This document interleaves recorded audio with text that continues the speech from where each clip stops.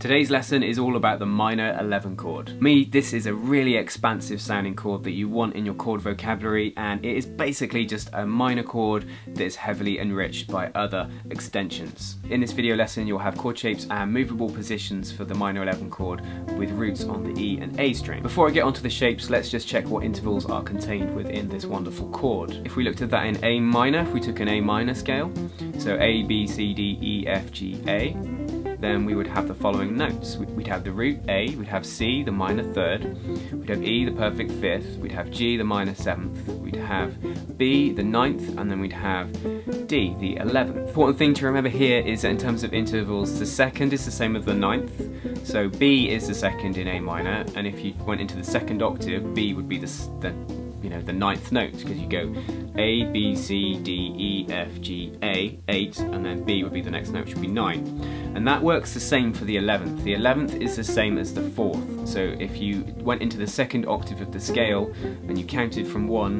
and you went into the second octave, D would be the 11th note. So it contains 6 notes, which on a guitar obviously is going to have to use all 6 strings, so it's not the most practical chord to play. Because it's tricky to play a 6-note chord on the guitar with 6 unique notes. I mean, it's easy to play 6-note chords on the guitar, like an open E chord for instance, but there's only 3 unique notes there, whereas with this chord we've got 6. It's very common when guitarists play this chord to omit either the 5th or the 9th. Here's what some minor 11 chords sound like. These are all A minor 11. So that's the sound we're going for. So I'm going to share with you a few different positions you can play this in. There's 2 that I actually really favour, but I'll show you a few others as well. So here is one where you actually play all 6 notes. So this is A minor 11. It's a good harmonic chord, or that sort of thing, because it's so flat, but that's A minor 11. So here you've got root on the E, the 11th, then the 7th, 3rd, 5th, 9th on the top, which gives it a nice sound. But the 11th here is buried on the A string, so I don't think it sounds as good as it could. It's a bit muddy, could be used though. So that's a root E one that you can do, movable. Like that. Another root E one I like, let's do A minor 11 again, is this one. So this omits the 9th and the 5th. So you've got root on the E string, 7th on the D, 3rd on the G, 11th on the B. Again, movable. So that's a good one to know. I use that one a fair bit because it's quite easy to get into and it's similar to an A minor 7 shape. A good root A1 to go for, let's do C minor 11, is this one.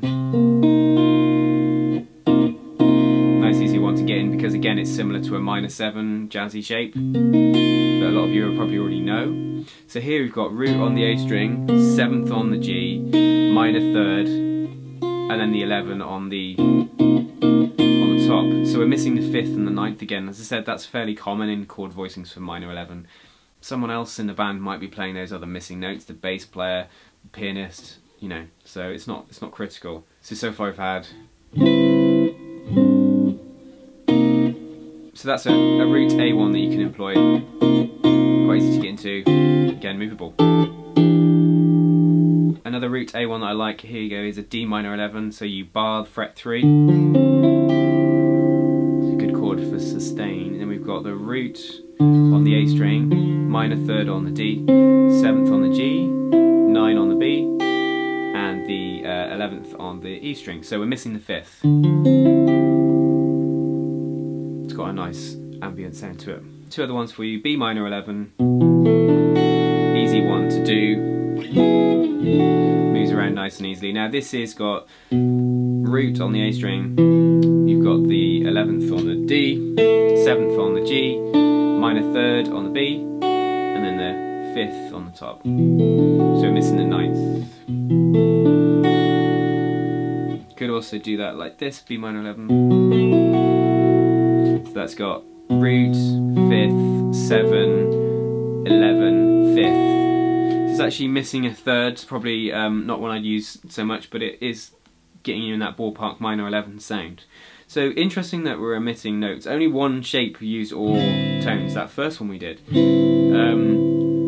But I think as a guitar chord it can be a bit muddy. I do use it, but you know, I reserve it for instances where I maybe want a sustained chord. It wouldn't be one you hit with swing rhythm. It would be one to leave ringing, maybe at the end of a song, whereas the others you can use.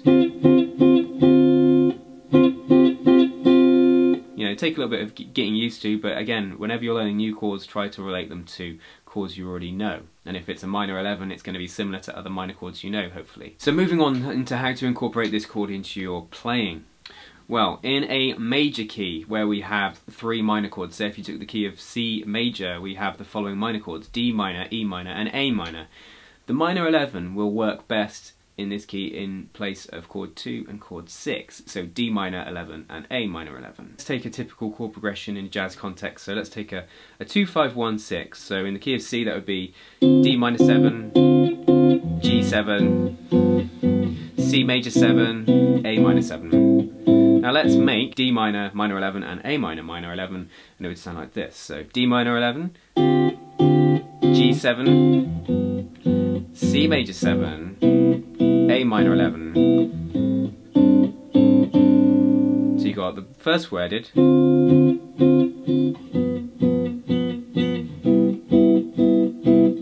with the minor 11,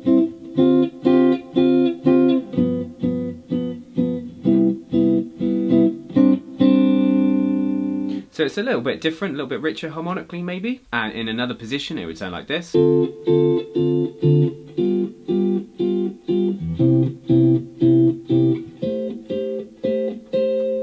With minor 11, so D minor 11 now, G7, C major 7, A minor 11.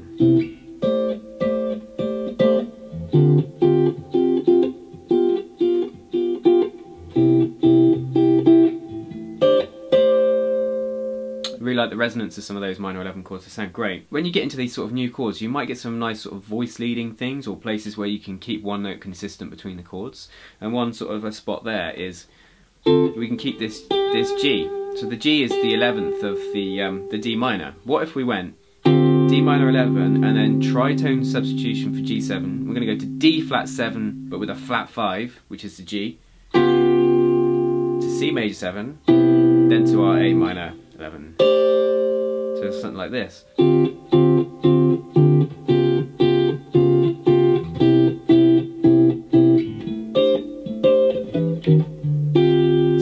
So you get, we've gone from to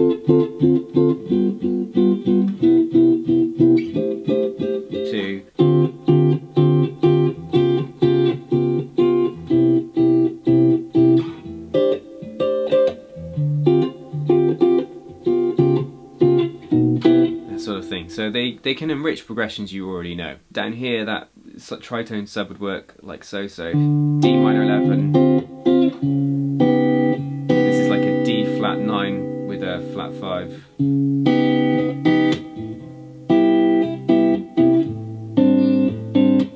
Like that.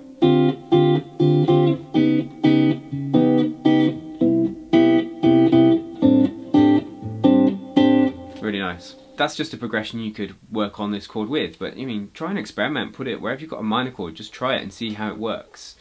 I think it's one of those chords that will suit certain songs and certain genres more than others. I find I use it a lot in a Latin context and in ballads. It's not something I would be doing with a full-on swing rhythm in fast tempo stuff really.